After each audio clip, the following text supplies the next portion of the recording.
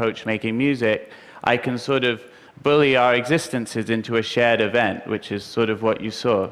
You know, I can hear something that I love in a piece of media and I can co-opt it and insert myself in that narrative or alter it even. In a nutshell, that's what I was trying to do with these things, but more importantly, that's what the past 30 years of music has been. That's the major thread.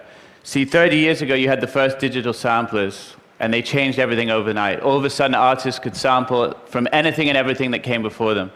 From a snare drum, from the Funky Meters, for a Ron Carter bass line, you know, the theme to The Price is Right.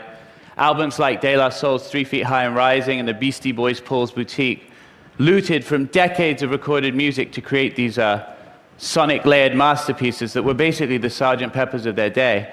And they weren't sampling these records because they were too lazy to write their own music. They weren't sampling these records to cash in on the familiarity of the original stuff. To be honest, it was all about sampling really obscure things, except for a few obvious exceptions like Vanilla Ice and Doon Doon Doon Doon Doon Doon that we know about.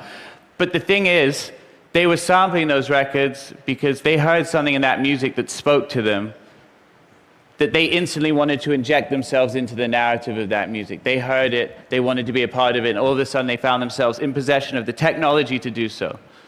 Not much unlike the way the Delta Blues struck a chord with the Stones and the Beatles and Clapton, and they felt the need to co-opt that music for the tools of their day. You know, in music, we take something that we love and we